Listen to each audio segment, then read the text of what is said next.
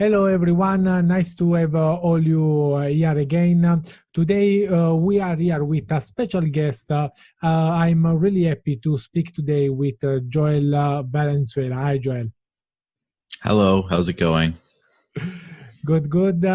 And Joel is my first English interview, and I'm really excited to have him as a guest today because we have the possibility to check with him how is possible to live without fiat currency. So just using, in this case, a cryptocurrency, but is an alternative way to live. So it's something different that we can't really think about.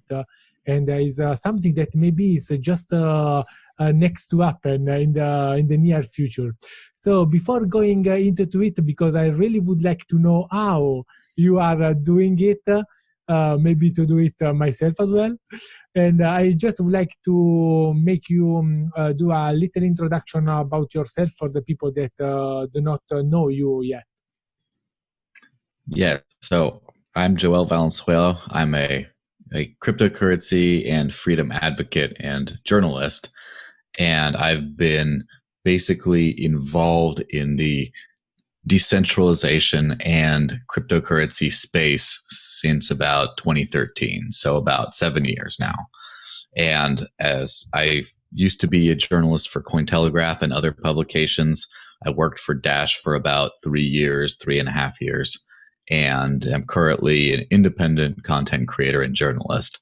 And overall, I am trying my best to sort of live an experiment of the technology, not to because I feel a sense of responsibility that when I talk about something, I should know what I'm talking about. And the way to know what you're talking about is to live it. Perfect. And I'm really, really curious.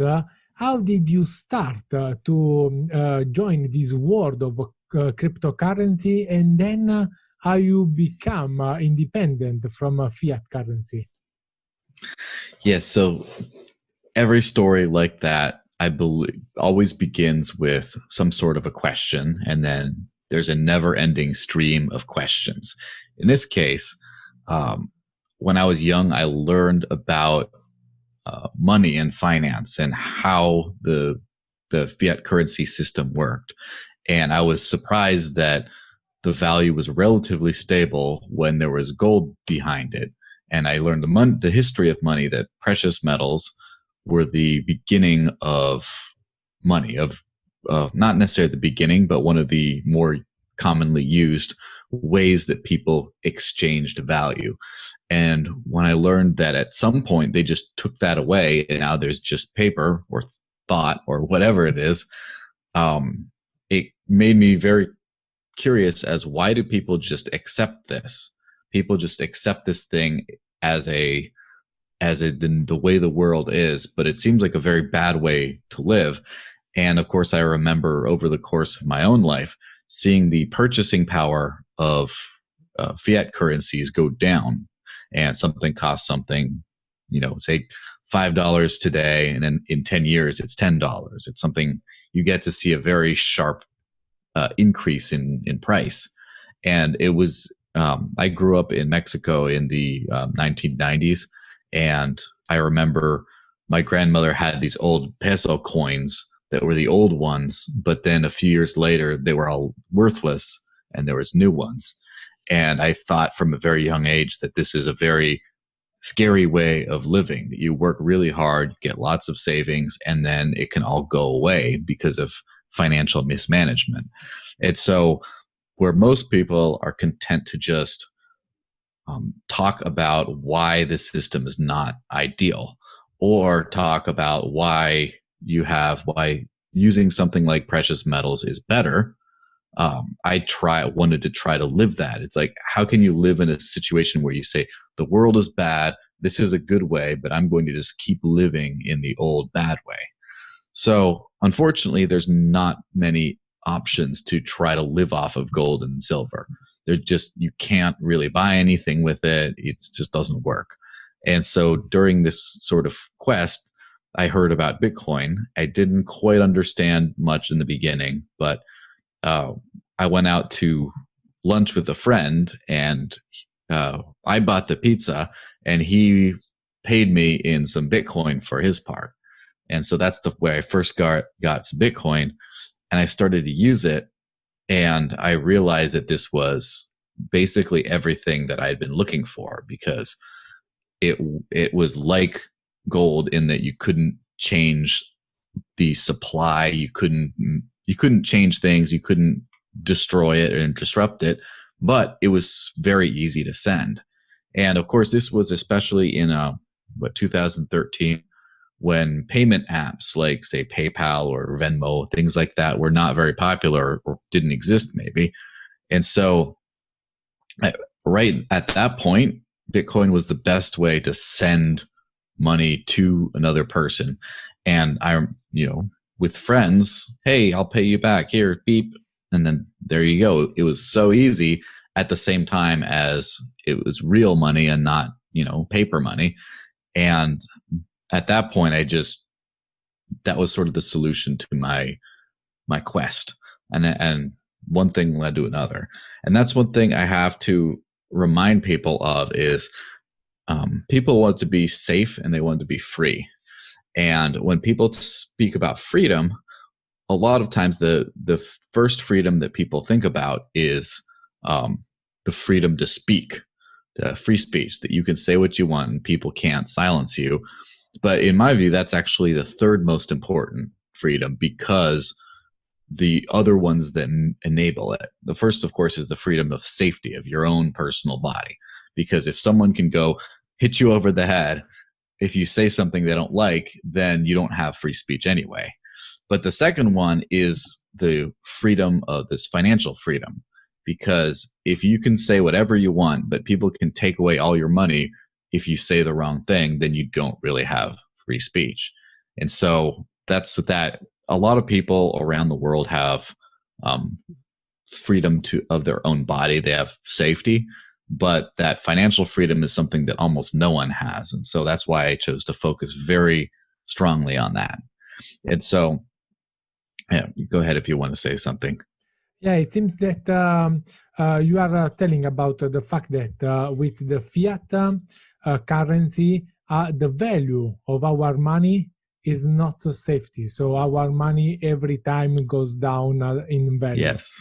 On the other hand, Yes. with cryptocurrency, we have this big advantage that it seems, or it is, that the value is kept on the money. This is the main difference between the two. Yes, that's the main difference. And it's not just a question of inflation, of when you create more units of the money. It also is a question of what happens when you completely modify the money in other ways, like what happened with India, where they took a lot of money out of circulation, and then people that had that money, now they didn't have that money.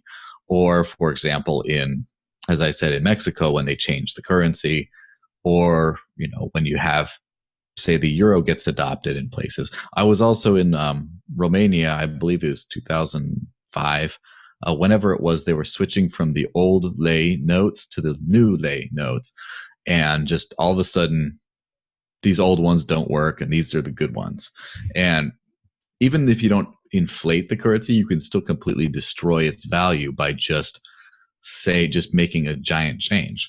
And of course, to another extent, if you have to use banking systems to send this currency, then that's another area for censorship. Perfect. No, it's clear. So the power to manage all this value and all my money is in the hand of someone else. It's not in my own hand with the fiat currency. Is this the point? Yes. Okay, perfect. And according to this, then going back to the example that you did before with your friends and the pizza. Sorry if I go directly to the pizza, but I'm Italian, so of course. And so if then I want to start to use cryptocurrency because of all we have said just now, then how easy is to live just in cryptocurrency? I know that you do it, I think, since 2016. Yes, well, I wouldn't say it's easy, and it's very dependent on where you live, but it is possible. So at the very end of 2015, I realized I was telling a lot of people about this great technology, that it works. You can live without fiat currency. It's great. But then I realized that that could be irresponsible of me to tell people about something I didn't quite understand myself. And so I decided to start at the end of 2015. I decided I was not going to accept any more payments in fiat currency.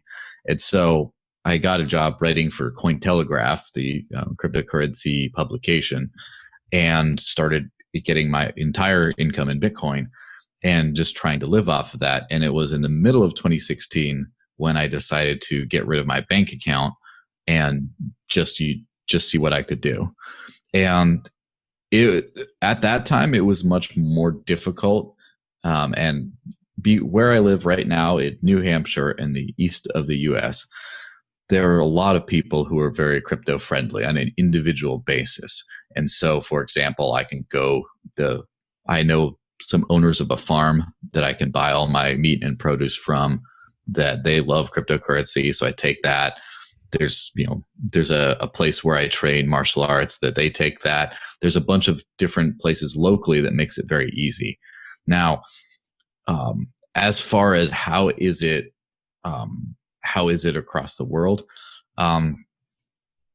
it's a lot easier today than it was before. It was a little bit difficult in 2015.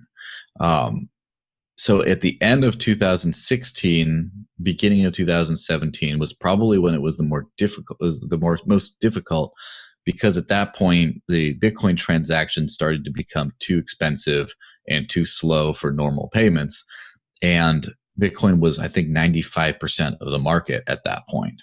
Now it's like 60%, and it was even lower before. And so I had to switch to using Dash at that point, and it wasn't an ideological decision. That was my only other option. No one was using Ethereum for money to buy things. Litecoin was forgotten about. That was before it had a resurrection. Bitcoin Cash didn't exist for another year, so it was my only option. And in the beginning, it was a little more difficult, but now it's become much easier. Before, there was a few services that helped you live off of crypto. For example, there were a lot of merchants that accepted Bitcoin through BitPay, and since then, a lot of them have stopped, just because that was their entire source of, basically that was the entire source of crypto revenue was through Bitcoin, but people were stopped spending it, and then all the merchants just stopped taking it entirely. And so it took a little while for a lot of the more mainstream services to start accepting cryptocurrency directly. I would say the number one easiest, biggest tool anyone could use is a service called Bitrefill, which sells gift cards for cryptocurrency. And so basically you could just buy store credit to any store, and especially when you use Dash, because it has instant confirmations, you get it instantly. So, for example, you'd buy anything off of Amazon.com. You just go in there, and when you're about to check out, you open a Bitrefill tab, and then you just enter the exact amount that the order was going to be, hit buy, scan it with your phone, pay, and then you just put that right in, and it takes about 20 seconds or so to do the whole process. And so it's very easy that way. You can do that in person as well. I've only attempted this in the US, but there are gift cards all over Europe for different things for crypto. But go to a grocery store, you get the amount, and then buy the gift card right there, and then they scan it, and then you go. So that's the easiest way, and you pay for a good or service directly in crypto, which is store credit. It's not quite as good as buying directly from the store, but it is still, you still don't use fiat currency at any point in that transaction. That's the easiest way. There's a few services like when you travel, I use cheapair.com, which lets you use the buy a plane ticket as well as rooms. You can also buy Uber credit for the taxi service. There's a lot of different things you can buy, and of course, this could be a several hour discussion going into every single detail. But because of that, I've been working on a video series called "How to Live on Crypto," and I'm about 4 videos in. And once I'm completed with that, then anyone could do the same thing that I do. Perfect. While you speak, a lot of questions comes in my mind. The first is, how do you manage let's call it the problem of volatility? You started with Bitcoin. We know that Bitcoin is quite volatile cryptocurrency. Mm-hmm. How did you solve this problem? Well, basically, when I started to use Bitcoin I had a little bit in 2013, but I wasn't relying on it. It wasn't until 2014 that I started becoming more serious about it. And it wasn't until 2015 when I went all in. And by the point when I decided to go all in, the price didn't go down very much because that was the end of the bear market. And after that, it just started to go up. And I did basically get rid of all my Bitcoin for Dash at the end of 2016, before the price really went crazy. So basically, on the personal note, how did it work? Well, when I first started, the first work I did for Dash, in exchange for Dash, some website was asking for articles, and they were paying $1 per article or $3 per article, which it was $7 US per Dash at the time. So that was about $20 or so per article. Not very much, but today, which is still at a low point of the market, I think, each one of those dashes was not worth 7, but 70. So 10 times as valuable at the low point.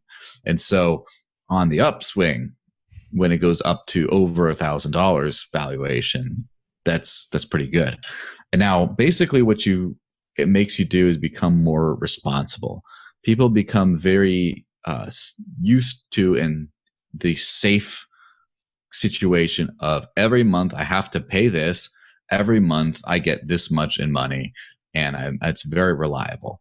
Now, an entrepreneur, a business owner, does not have that safety. Some days you have very good business, some days you have bad business and you're losing money, and you have to make the most of when you have a good day. You have to make the most of your money. You have to save it. And when you have a bad one, you have to spend as little as possible and just live off of some other things. So it's the management of the up and the down. And of course, over the long term, if the valuation is up in the long term, then you're going to be okay. It's just if it's something like fiat currency that keeps going down all the time, that's when you start to actually lose money.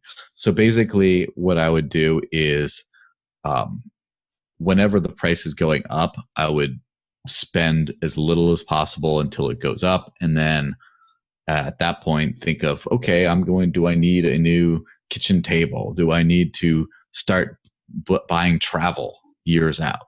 Do I want to just all the big expensive items, go spend that? And then when the price is going down, just try to not to spend it all. Or as soon as you get paid, then you pay all your bills immediately, and then that's it, you're done. And so you don't have to worry about it going down anymore. And so there's a few different ways like that you can use to manage the risk. But ultimately, that's what life is, risk. And the more risk you have, the more potential reward you have. Absolutely. And it goes not just for cryptocurrency valuation, but the rest of life. The more you invest in anything, the harder you work on one thing, the more you can succeed, but the more you could possibly fail as well. And so it's a different mindset that just teaches you to become not only very good at managing risk, but just not a big target, not a big financial target for a disaster. Like if you have a lot of debt, you spend a lot, you have a lot of payments on things and don't have a lot of savings, you're doing okay right now. But if something happens like the coronavirus, then all of a sudden you could be in a very bad situation. Yeah, it's all a matter of risk reward managing. And as you have already said, the Bitcoin is not the only alternative that we have, because in the market there are a lot of cryptocurrency. One of them is the one that you already said is Dash. And which are the pro and cons for Dash compared to the other one, or maybe with Bitcoin?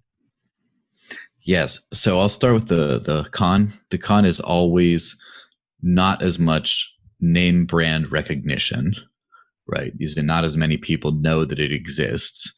And also, because of that, there's not as much liquidity on exchanges and things like that. It's a little bit harder to get, and if you do buy or sell in a large amount, it's easier to move the price because it's not as well established. So that would be the negative part.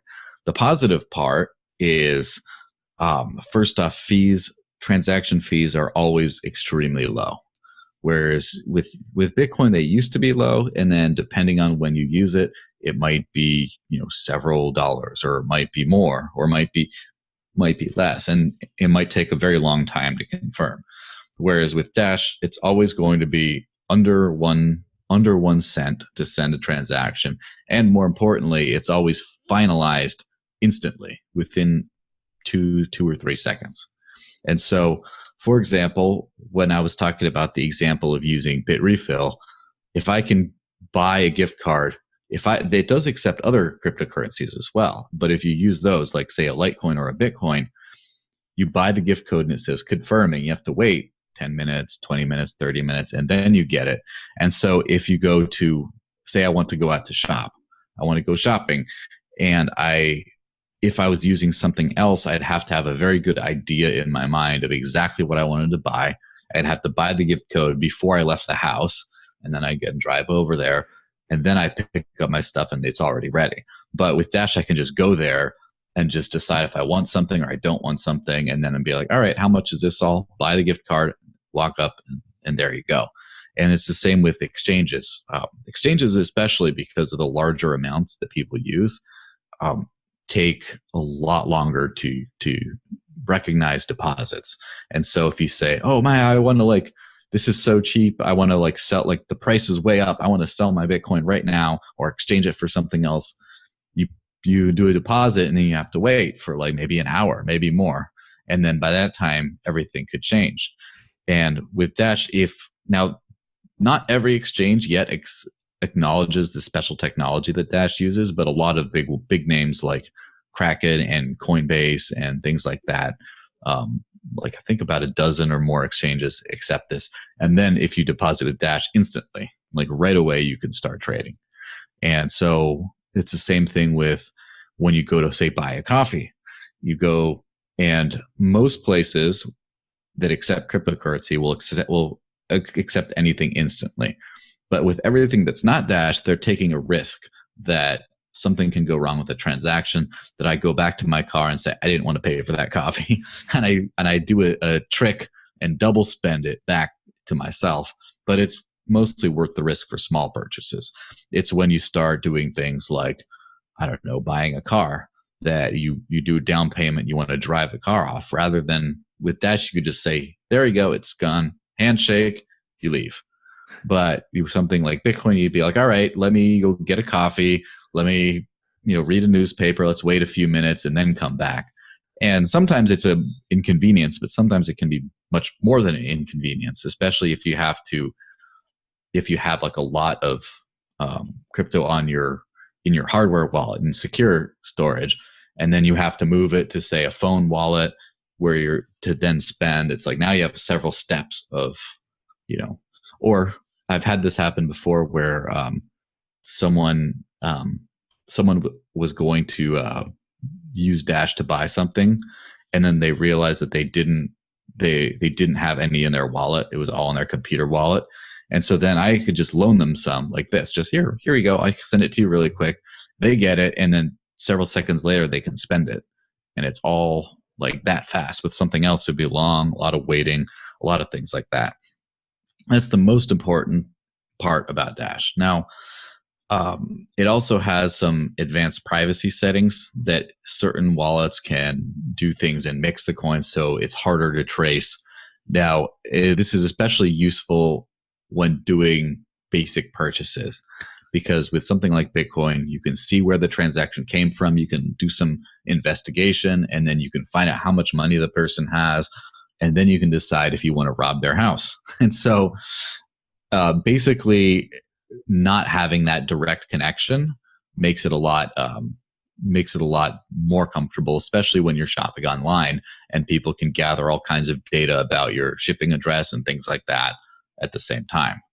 And also, what I would say is probably the best part about Dash that no one really sees is the governance system, which is that there's an actual mechanism for people who own the coin to vote to direct where the coin goes. Now, some of this has been there's been a lot of debates and arguments in cryptocurrency about what technological way is best. And with Bitcoin, it kind of there hasn't been a lot of progress on the core protocol of Bitcoin, not much change, because there's been a lot of disagreements on where to go. And even if there is a majority that believes one thing, there's no good way to prove that. And so because of that, not only do we see it hasn't progressed to where everyone can use it anymore, but it's split into so many different pieces based on disagreements. There's the Bitcoin Cash piece, there's the Bitcoin SV piece, there's even more. And Dash doesn't split because all you have to do is vote. Is say, we want to do a big block approach, increase the block size approach to scaling to make sure more transactions work. And then some people disagree, most agree, it's done. And also, this same system allows a portion of the new coins created to go to development. So you don't have to worry about how you're going to pay coders. You don't have to worry if a company comes in and says, we'll hire all these coders, and then they start telling them to design things that are in the favor of the company, but maybe not in the favor of the entire ecosystem. So that you don't see that when you use Dash, but that's there, and it's why it works as well as it does today for payments. But let's say that I want to start to live like you, or to use just cryptocurrency. What are the first steps I need to do? How should I choose the cryptocurrency I want to use, or maybe I need to use more than one? So what are the tips that you can give me or people that are hearing us in how to start to do this process? Yes. So first I would take into, it sounds strange to say this, but at first I would take into account geography. Because, for example, in the eastern, the places that have a lot of Dash activity are the eastern U.S., the New Hampshire area. There's a lot in South America, especially Colombia and Venezuela. And there's some in Thailand, in Bangkok, and in Central Europe, the German-speaking countries. Those are the big areas where you have a lot of services that accept Dash. Also, anywhere that has, in, say, the U.S. or Western Europe or Canada, that has a lot of gift card type setups because of using something like Bitrefill, where you can get the code instantly, which really helps it work better. That kind of thing, I would use Dash if I'm there. There are some places, for example, Australia and Japan and places like that, that seem to have more merchants that take Bitcoin Cash. Now, if you're in one of those areas and just everywhere around you does not take Dash, then there's no point in trying to use Dash in that situation. So, and hopefully in the future we get to where you can kind of pick what you want to use across the world. But that would be my first step, is identify that. And second, identify how you want to get your Dash, your whatever crypto you use. Because some people just want their regular job and then they want to buy some on the side. And with that, there's two options. One is you can go to some exchange or service like that that's all very official, but some people value their privacy and want to buy it with cash, which there's other ways, like, for example, buying from an ATM, buying from an individual, something like that. And then there's also the other option is you want to work and be compensated in that. And so deciding which of those avenues you want to pursue is probably next.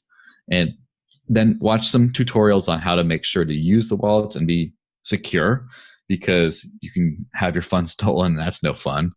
And so then I would say look at a map. Like, for example, there's one company that I like called AnyPay, and it has a cryptocurrency point of sale system. It's just like an app for merchants in person to accept payments. What I like about them is they have a map where they show every single place that uses that point of sale system across the world, but they color code the map based on how recently that business accepted a cryptocurrency transaction. So you can tell if some business within the last week has had someone go up there and pay with it, and then you can be confident that they actually accept it. So I would use that, the anypaymap.com, I believe is the address for that.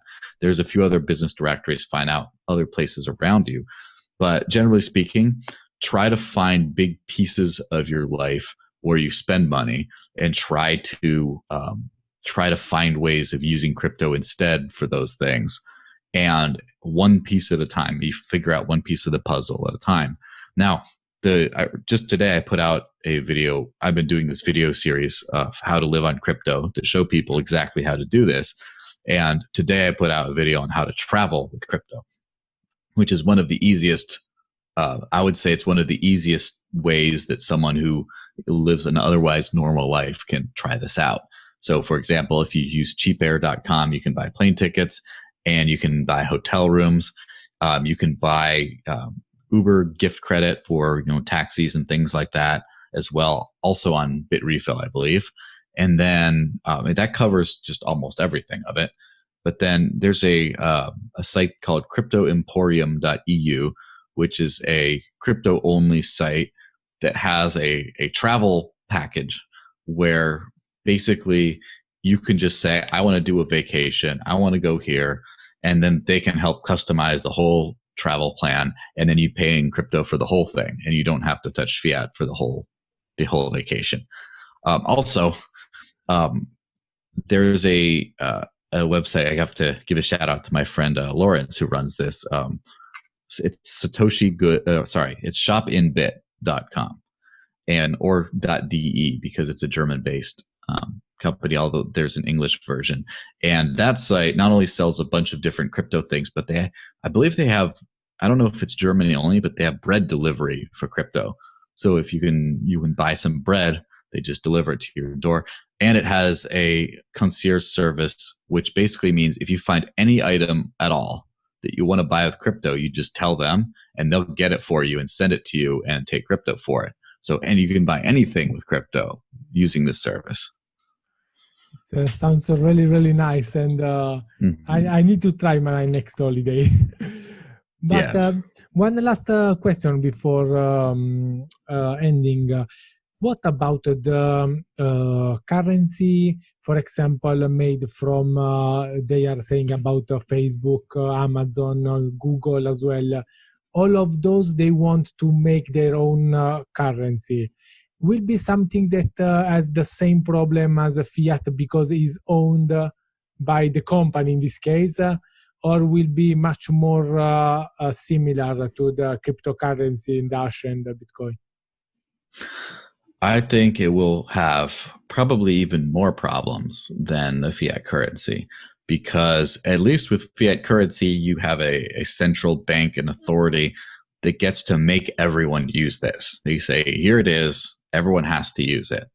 But when you have a company coming out with their own currency that they want everyone to use, how do they get other companies? Every company wants their own currency. And so every company will fight over what are the details, who gets to control it, things like that. And ultimately, then you have the government as well, as you've seen with the Facebook Libra, they don't want to give up control either. So it's too many people fighting for control over this thing. And ultimately, I don't see it going anywhere. What I can see is companies eventually getting stake and voting rights and things like that in currencies like something like Dash or I mean, right now there's a lot of companies with Bitcoin mining farms and things like that.